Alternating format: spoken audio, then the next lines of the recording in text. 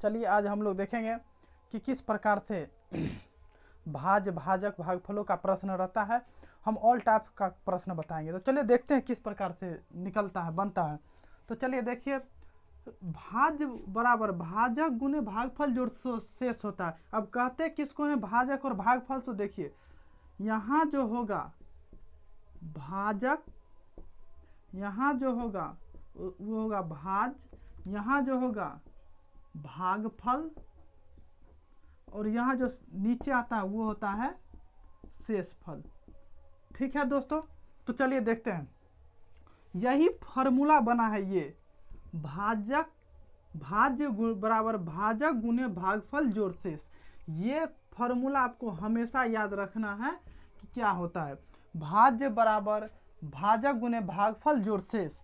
तो देखिए ये यहाँ पे जो संख्या रहेगा उसे भाजक कहेंगे, यहाँ जो रहेगा उसे भाज्य कहेंगे, यहाँ जो रहेगा भागफल कहेंगे, और यहाँ जो रहेगा उसे शेषफल कहते हैं। ठीक है दोस्तों, आप लोग ये और ये तो जानते होइएगा, और ये इसमें भाजक और भाज्य में पहचानने में थोड़ा कन्फ्यूज होते हैं, लेकिन अब नहीं कन्फ्यूज होना है, क्योंकि हमने समझ लिया है कि किस प्रकार से होता है। इसे कहते हैं भाजक, इसे कहते हैं भाज्य, इसे कहते हैं भागफल जोड़ शेष। चलिए दोस्तों, तो हम लोग क्वेश्चन से स्टार्ट करते हैं।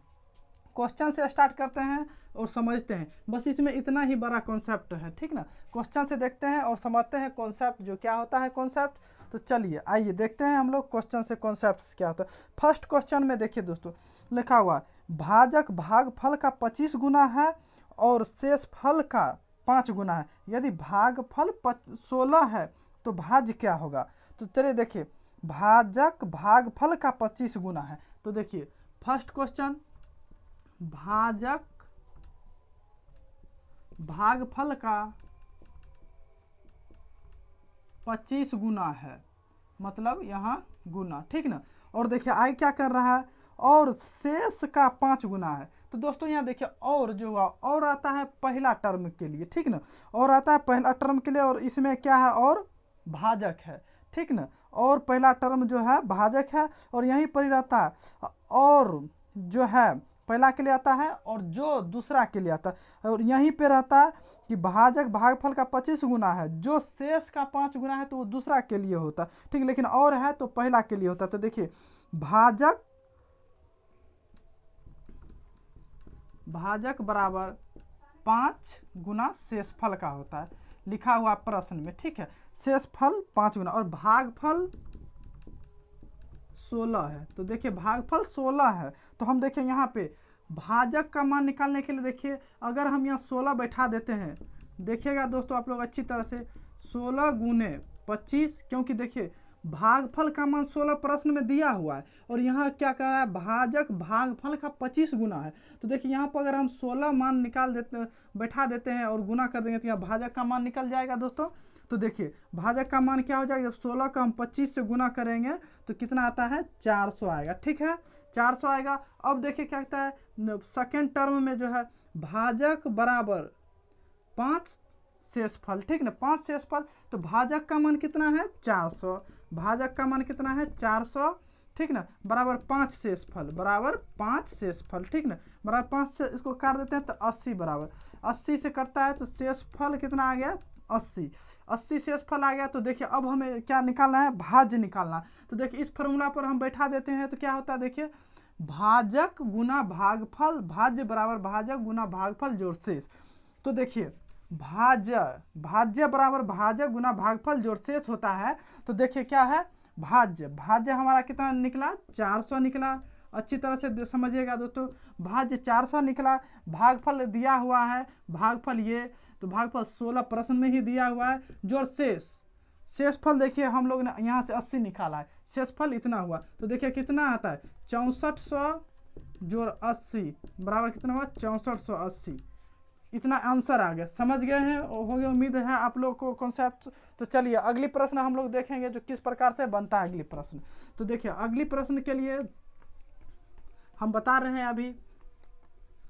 चलिए दोस्तों अगली प्रश्न देखते हैं जो किस प्रकार से बनता है अगली प्रश्न आइए देखते हैं। देखिए क्या है अगली प्रश्न, भाग देने की प्रक्रिया में भाजक भागफल का 10 गुना।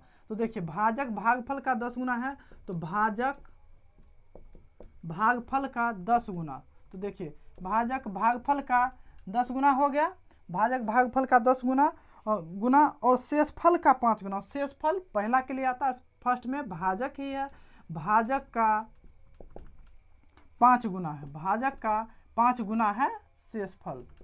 ठीक है, शेषफल। तो अब देखिए यहाँ क्या कर, और शेषफल 46 दिया हुआ है प्रश्न में, शेष बराबर 46 दिया हुआ है प्रश्न में। तो देखिए भाज पूछ रहा है, भाज बराबर वाट ये पूछ रहा है। तो देखिए क्या होता है, शेषफल यहाँ दिया हुआ है, अगर हम यहाँ पे 16 लिख के गुना कर देते हैं तो भाजक का मान कितना, 46 लिखकर गुना कर देते हैं तो भाजक का मान कितना निकल जाएगा। देखिए 6 पंच 30 और देखिए 4 30 जीरो लिख दिया, 30 शेषफल आया, 4 पंच 20 3 23। भाज्य बराबर कितना आ गया, ये हो गया भाजक, भाजक बराबर कितना 230। अब देखिए भाजक यहाँ दिया हुआ है, तो देखिए भाजक 230 हुआ, देखिएगा दोस्तों बराबर 10 भागफल, यहाँ कॉन्सेप्ट से हैं। तो अब यहाँ हम काट देते हैं, तो देखिए भागफल आ गया कितना, भागफल आ गया 23, ठीक ना। अब देखिए 46 शेषफल दिया ही हुआ है, भागफल 23 आया और भाजक आ गया 230, ठीक ना। तो देखिए वही फार्मूला, भाज बराबर भागफल जोड़ भाज बराबर भाजक गुना भागफल जोड़ शेष, ठीक ना। तो देखिए भाज पूछ रहा है, तो भाजक 230 है, भागफल 23 आया और जोड़ शेष कितना दिया हुआ है दोस्तों, शेष देखिए यहाँ पे से 46 दिया हुआ है, तो हम लिख देते हैं। अब देखिए इसको गुना कर देंगे तो 529 मतलब 5290 प्लस 46। अब इसको हम जब ऐड करते हैं तो देखिए 46 4 3 23, देखिए इतना इसका आंसर होगा। ठीक है दोस्तों, उम्मीद करते हैं ये कॉन्सेप्ट भी आप समझ गए होंगे। तो चलिए देखते हैं अगली कॉन्सेप्ट हम लोग देखेंगे जो किस प्रकार से बनता है। अगली कॉन्सेप्ट आप लोग अच्छी तरह से प्रश्न देखिए और खुद से बनाने का प्रयास कीजिए जो किस प्रकार से बनता है, खुद से बनाने का प्रयास कीजिए जो किस प्रकार से बनता है। देखिए एक संख्या को 899 से विभाजित करने पर 23 शेष प्राप्त होता है। यदि समान संख्या को 29 से विभाजित किया जाए तो शेष क्या प्राप्त होंगे। तो देखिए यहाँ क्या कह रहा है, एक संख्या को इतना से 899 से विभाजित करने पर 63 शेष प्राप्त होता है। 899 से विभाजित करने पर 63 शेषफल प्राप्त होता है। ठीक है दोस्तों, दिया हुआ क्या है, एक संख्या को 899 से विभाजित करने पर 63 शेषफल प्राप्त होते हैं। यदि समान संख्या को 29 से विभाजित किया जाए तो शेषफल क्या प्राप्त होंगे। तो यहाँ पे देखिए दोस्तों कॉन्सेप्ट क्या आते हैं, जब हम इस प्रकार का प्रश्न देखते हैं तो क्या करते हैं, शेषफल वाला में ही शेषफल से भाग निकाल देते हैं और उसका आंसर आ जाता है। जैसे देखिए 63 में जब हम 29 से भाग लगाएंगे तो कितना शेषफल आएगा। 63 में जब हम 29 से भाग लगाएंगे तो कितना शेषफल आता है। तो चलिए हम देखिए, अब कॉन्सेप्ट आप लोग को बताते हैं। देखिए जब इस प्रकार के प्रश्न रहेंगे तो देखिए 899 में सबसे पहले हम 29 से भाग लगाकर चेक करेंगे कि 29 से भाग लगता है या नहीं। अगर नहीं लगेगा तो इसका आंसर एक ही बार आ जाएगा, निर्धारित नहीं किया जा सकता। अगर लग गया तो देखिए हम क्या 29 से जब हम विभाजित करते हैं तो देखिए 29 या 87 होता है और उसके बाद इसमें कितना शेषफल बचा 2, तो 2 तो देखिए 31 से ये विभाजित हो रही है। सबसे पहले हमें क्या दिया रहेगा, जितना में यह बोला जाए तो ये वाला संख्या में सबसे पहले हम 29 से विभाजित करेंगे। अगर भाग लग गया तो डायरेक्ट हम क्या करेंगे, फिर 63 में हम 29 से भाग लगाएंगे। 63 में जब हम 29 से भाग लगाते हैं 29 दूना 58 हुआ, शेषफल कितना होगा 5, शेषफल कितना आएगा 5, ये आंसर होगा। ठीक है दोस्तों, उम्मीद है आप लोग समझ गए होंगे। जब हम भाग लगा देते हैं कि बार अगर भाग लग गया तो फिर हमें शेष में इतना से 29 से भाग लगाना है और मान निकालना है। अगर दोस्तों यहाँ पे अगर इस संख्या जो दिया हुआ एक संख्या को जब 899 से विभाजित करते, जितना ये संख्या दिया रहेगा अगर उसमें जितना से बोला जाए अगर भाग नहीं लगेगा तो एक ही बार इसका क्या कहेंगे, हम निर्धारित नहीं किया जा सकता। इस प्रकार के प्रश्न आते हैं और हम इस प्रकार के प्रश्न आप लोग को बताएंगे। ठीक है दोस्तों, तो चलिए अगली क्वेश्चन पे हम चलते हैं। अगली क्वेश्चन जो क्या कह रहा है, अगली क्वेश्चन तो आइए हम लोग देखते हैं अगली क्वेश्चन। यदि कोई संख्या, क्या कह रहा है दोस्तों अगली क्वेश्चन, यदि कोई संख्या n पूर्णांक संख्या है जो 1 से बड़ी है, मतलब कह रहा है जो n 1 से बड़ी है, n 1 से बड़ी है, ठीक है, तब हम n square into n square minus 1 को हमेशा ये किससे विभाजित होगी। तो ऑप्शन में देखिए क्या दिया, क्या हुआ है, ऑप्शन में दिया हुआ है 16, 12, 10 और 8, ठीक है, ये ऑप्शन है। प्रश्न क्या कह रहा है दोस्तों, एक बार आप फिर से आप लोग समझ लीजिएगा। यदि कोई संख्या n पूर्णांक संख्या है तो जो 1 से बड़ी है, तब n square into n square minus 1 हमेशा किससे विभाजित होगी, 1 से बड़ी है n, तो हमें 1 का मान लेना नहीं है। देखिए हम n बराबर 2 लेते हैं, तो देखिए n का पावर 2, n का पावर, फिर देखिए 2 पे पावर 2, 2 पे पावर 2 माइनस 1, तो देखिए यहाँ आता है 4, 4 माइनस 1 बराबर कितना होगा दोस्तों, ये 12 होगा। तो देखिए 12 से विभाजित हो, यहीं पे हम फिर n का मान 3 ले रहे हैं, n का मान जब हम 3 ले रहे हैं तो देखिए 2 पे पावर 3, फिर 2 पे पावर 3 माइनस 1, तो देखिए यहाँ 8 होगा, 8 में से 1 गया 7, तो देखिए 7 होगा, ठीक ना, 7 होगा, 7, 1 मिनट दोस्तों, यहाँ n का मान हमें क्या लेना है, देखिए प्रश्न में, सॉरी यहाँ प्रश्न में 3, तो यहाँ पे हमें 3 लेना है और यहाँ 2, यहाँ पे हमें 3 लेना है, यहाँ 2, तो देखिए क्या कह रहा है, n का 3 का स्क्वायर 9 हुआ, फिर 3 का स्क्वायर 9 हुआ माइनस 1, देखिए 9 8 72, तो देखिए इस ये क्या है 12 और यहाँ 8, अब देखिए 12 हुआ, ठीक है ना, और 72, ये 12 से दोनों विभाजित हो रहे हैं, इसलिए आंसर इसका 12 हो जाएगा। इसका आंसर कितना होगा, 12 होगा। अब कहिएगा सर यहाँ पे 8 भी है ऑप्शन में, 72 भी 8 से विभाजित हो रहा है, लेकिन 8 जो है 12 जो है 8 से विभाजित नहीं हो रहा, इसलिए ये 12 ही होगा आंसर, ठीक है। उम्मीद है आप लोग ये भी कॉन्सेप्ट समझ गए होंगे। तो चलिए देखते हैं फिर नेक्स्ट कॉन्सेप्ट जो क्या है नेक्स्ट प्रश्न में। तो चलिए हम लोग देखेंगे आगे नेक्स्ट कॉन्सेप्ट नेक्स्ट प्रश्न में, ठीक है दोस्तों। इसमें मात्र 3 से 4 ही प्रकार के प्रश्न होते हैं, 3 से 4 ही प्रकार के प्रश्न रहते हैं और इसी कॉन्सेप्ट पे और हम बताते हैं। देखिए अगला क्वेश्चन क्या कह रहा है, एक संख्या जिसे 6 द्वारा विभाजित किया जाता है तो 3 शेषफल आता है। 6 द्वारा विभाजित किया जाता है तो 3 शेषफल आता है, 3 शेषफल आता है, ठीक ना। जब उसी संख्या के वर्ग को 6 से विभाजित किया जाता है तो क्या शेषफल होगा। तो देखिए इसका कहने का क्या मतलब है, एक संख्या जिसे 6 से विभाजित किया जाता है तो 3 शेषफल आता है, ठीक है ना। और जब उसी संख्या को, मतलब यही शेष वाला संख्या को, यही शेष वाला संख्या को जब हम 6 से विभाजित करेंगे, शेष वाला संख्या को जब वर्ग हम करेंगे तो और 6 से विभाजित करेंगे तो क्या शेषफल आएगा। इसका कहने का मतलब क्या, इसका वर्ग करेंगे और 6 से विभाजित करेंगे तो क्या आएगा, देखिए 3 का स्क्वायर 9 और बाई 6, देखिए इसका शेषफल 3 आ रहा है, ठीक है दोस्तों। उम्मीद करते हैं आप लोग ये भी समझ गए होंगे। तो देखिए प्रश्न इसका कहने का क्या मतलब, एक बार और पढ़कर आपको बताते हैं। एक संख्या जिसे 6 द्वारा विभाजित किया जाता है और 3 शेष आता है, और जब उसी संख्या के वर्ग को 6 से विभाजित किया जाता है, मतलब यही शेष वाला संख्या को, यही शेष वाला संख्या को जब वर्ग करेंगे हम और 6 से विभाजित करेंगे तो शेषफल क्या आएगा। जब हम यहाँ शेषफल को 2 स्क्वायर करते हैं, वर्ग करते हैं और फिर 6 से विभाजित करते हैं, शेषफल मेरा क्या आ रहा है, 3 आ रहा है। और देखिए दोस्तों इसी में प्रश्न भी इस प्रकार से भी रहता है, यहाँ जो वर्ग करने के लिए बोला गया उसमें रहता है गुना। जैसे जब उसी संख्या को 4 से गुना करेंगे, 5 से या कुछ से भी गुना करेंगे, उसी संख्या में बोलेगा डायरेक्ट हम यहाँ शेष वाला ही में ही गुना कर देंगे और उतना से हम भाग लगा देंगे, आंसर निकल जाएगा, ठीक है। उम्मीद करते हैं ये भी कॉन्सेप्ट आप लोग समझ गए होंगे। तो चलिए अगली कॉन्सेप्ट वाला प्रश्न हम देखते हैं जो किस प्रकार से है। तो देखिए आगे क्या कर रहा है, सबसे इम्पोर्टेंट कॉन्सेप्ट के तौर पे देखिए क्या कह रहा है, देखिएगा आप लोग। एक संख्या जब 3 से भाग दिया जाता है, एक संख्या को जब हम 3 से भाग देते हैं तो 3 से भाग देते हैं तो शेषफल 1 आता है। क्या होता है, शेषफल 1 आता है। और जब भागफल में 2 से विभाजित किया जाता है तो शेषफल 1 आता है। जब भागफल को हम 2 से विभाजित करते हैं तो फिर शेषफल 1 आता है, तब कर रहा है।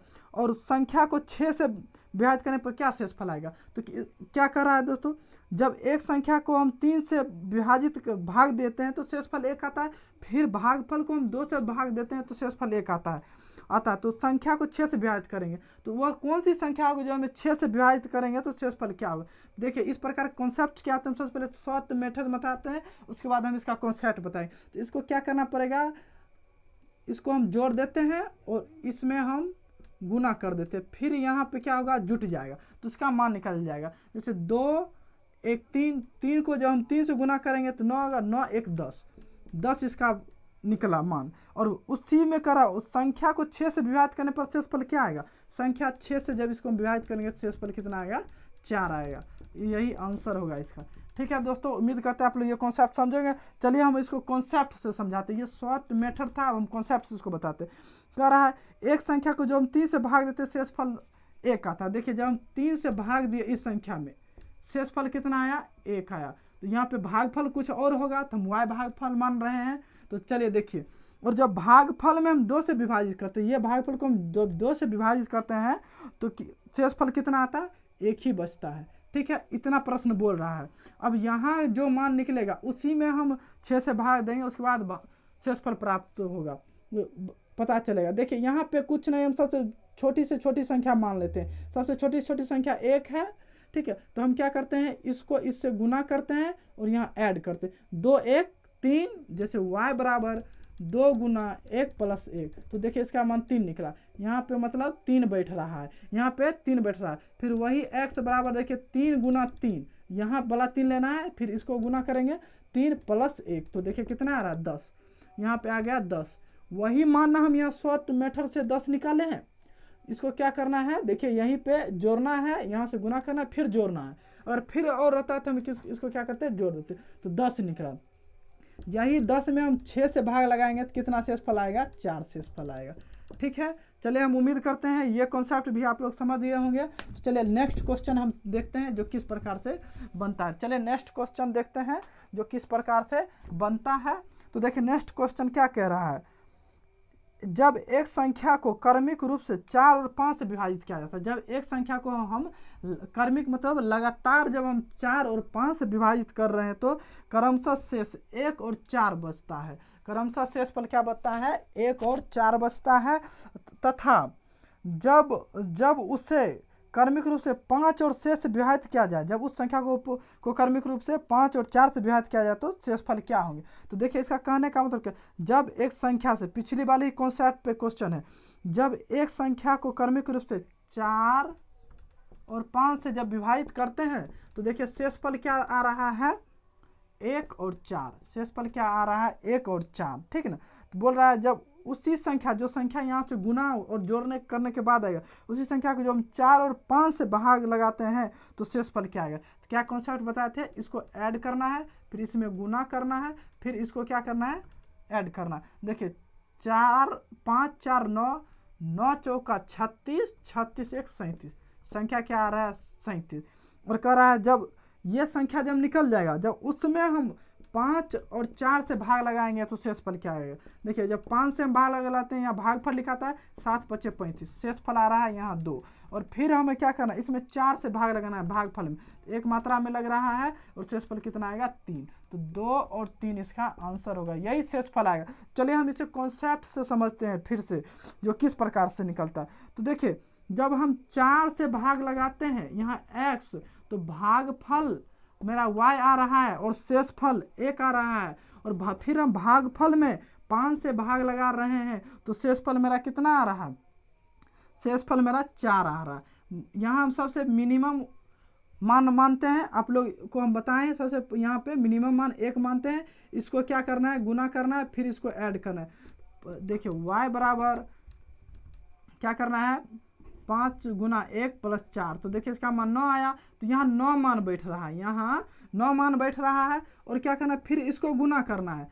तो देखिए 4 गुना 9 प्लस 1, 4 गुना 9 प्लस 1, तो कितना आ रहा है, 37। वही मान हम यहाँ शॉर्ट मेथड से निकाले हैं, 37, यही मान निकाले हैं। और वही संख्या में जब हम 37 से जब हम 5 में भाग लगाते हैं, 37 को जब 5 से भाग लगाते हैं भागफल यहाँ लिखाता है, शेषफल फिर से 2 और फिर इसमें हम 4 से भाग लगाते हैं। देखिए शेषफल वही मान निकला यहाँ से भी यहाँ से भी, लेकिन ये थोड़ा जटिल प्रोसेस हो जाता है, हमें इसी प्रोसेस से निकालना है। ठीक है, उम्मीद करते हैं आप लोग ये भी कॉन्सेप्ट समझ गए होंगे। तो चलिए एक और प्रश्न है, तो चलिए दोस्तों एक और प्रश्न हम लेते हैं जो किस प्रकार से इसका मान निकलता है। आइए हम देखते हैं इस प्रश्न को किस प्रकार से बनता है। आप लोग प्रश्न आप लोग भी पढ़िएगा और बनाने की कोशिश कीजिएगा। एक संख्या को जो हम 13 से विभाजित करते हैं तो शेष 1 छोड़ती है। एक संख्या को जो हम 13 से विभाजित करते हैं तो शेष 1 छोड़ती है। यदि इस प्रकार के भागफल को 5 से विभाजित किया जाए तो हमें शेषफल 3 छोड़ती है। इस प्रकार हमें जब 5 से विभाजित करेंगे शेषफल हमें कितना 3 छोड़ेगी। तो संख्या को जब निकलेगा पूरा मान तो उसको हम 65 से विभाजित करेंगे तो क्या निकलेगा, देखिए कह रहा है जब 13 से हम विभाजित करते हैं शेषफल 1 आता है, और इस प्रकार और भागफल को जब हम 5 से विभाजित करते हैं तो शेषफल 5 आता है। जब प्राप्त भागफल को हम 5 से विभाजित करते हैं शेषफल 3 आता है। यहाँ पे 5, यहाँ पे शेषफल 3। तो देखिए यहाँ जोड़ना है और फिर यहाँ गुना करना है, फिर यहाँ जोड़ना है। तो 5 3 8, 8 को 13 से गुना करेंगे तो 104 आता है गुना करने के बाद, और 104 में जब हम 1 ऐड करते हैं तो 105। यही संख्या को हम 65 से जब भाग देंगे, यही संख्या को जो हम 65 से भाग देते हैं तो कितना दोस्तों शेषफल आएगा, 40 शेषफल। यही हमारा आंसर होगा। ठीक है, तो चलिए अगली कॉन्सेप्ट में हम देखते हैं अगली कॉन्सेप्ट क्या कह रहा है। अगली प्रश्न क्या कह रहा है, यदि 2 संख्याओं को एक ही भाजक द्वारा विभाजित किया जाए और शेषफल, देखिए ये बहुत शानदार कॉन्सेप्ट है, ये कॉन्सेप्ट शानदार ये है। ठीक है ना, तो चलिए आपको हम बताते हैं। यदि 2 संख्याओं को एक ही भाजक द्वारा विभाजित किया जाता है तो शेषफल क्रमशः 3 और 4 बचते हैं। यदि दोनों संख्याओं के योग को एक ही भाजक से विभाजित किया जाए शेषफल 2 बचते तो भाजक पूछा गया। तो इसमें क्या करना है, इस प्रकार के प्रश्न रहते ही दोस्तों आप लोग हमेशा जब ये रहेगा तो शेषफल जो रहेगा क्रमशः में उसको ऐड कर देना है और एक शेष जो बचता है उसको माइनस कर देना है। तो यहाँ 5, यही 5 इसका आंसर होगा। ठीक है, यही 5 इसका आंसर होता है। तो चलिए एक और प्रश्न हम बताते हैं, इसके बाद आप लोग को हम पार्ट 2 में बताएंगे किस प्रकार से इससे भी इम्पोर्टेंट प्रश्न बताएंगे। देखिए क्या रहा है प्रश्न में, जब किसी संख्या को, आप लोग भी प्रश्न पढ़िएगा बनाने की कोशिश कीजिएगा। जब किसी संख्या को 112 से विभाजित किया जाता है, जब किसी संख्या को 112 से विभाजित किया जाता है तो वह संख्या 21 शेष छोड़ती है। तो मतलब यहाँ भागफल कुछ और आता होगा लेकिन शेषफल 21 छोड़ती है। ये 21 छोड़ती है। जब किसी संख्या को, n एक संख्या है, हम उसमें 112 से भाग लगाए तो भागफल कितना आया, x आया और शेष 21 बचता है। शेष 21 हम छोड़ दिए। ठीक है, और जब उसी संख्या को 19 से विभाजित किया जाता है तो शेषफल क्या बचेगा, जब 19 से जब हम विभाजित करेंगे तो शेषफल क्या बचेगा। तो चलिए देखिए n बराबर 112x प्लस 21, यही ना आएगा। और अब जब हम इसमें हम 19 से भाग लगाएंगे तो इसको कटना चाहिए। ये देखिए 19 के पहाड़ा में 112 आता नहीं है, इसलिए यह नहीं कटेगा, इसलिए नहीं कटेगा। शेषफल इसका क्या होगा, 0। शेषफल इसका क्या होगा, 0। ठीक है, देखिए इसको क्वेश्चन में इस प्रकार सबसे फर्स्ट में हम बताए थे, जब किसी संख्या को 112 से विभाजित करते हैं तो बहुत से लोग क्या करते हैं, जैसे 21 शेषफल बचा उसी में हम 19 से भाग लगाए 2 शेषफल। ये गलत आंसर है। सबसे पहले हमें क्या चेक करना, ट्राई करना है कि जो यहाँ पे 112 दिया हुआ है, 112 में हमें 19 से भाग लगता है या नहीं। भाग लगेगा तो उसके बाद हम शेषफल में 21 शेषफल में भाग लगाएंगे, और भाग नहीं लगता है तो वहीं से हम निर्धारित नहीं कर सकते। यहाँ इसका आंसर क्या होगा, निर्धारित नहीं किया जा सकता। ठीक है दोस्तों, हम उम्मीद करते हैं आप लोग ये सारी प्रश्नों का कॉन्सेप्ट समझे होंगे। हम अगली पार्ट 2 में हम और ढेर सारी क्वेश्चनों को बताएंगे। उम्मीद करते हैं आप लोग क्वेश्चन अगली पार्ट 2 जरूर देखिएगा। तो चलिए, अगर चैनल पे नए हैं तो चैनल को प्लीज़ सब्सक्राइब निश्चित तौर पे कर दीजिएगा दोस्तों।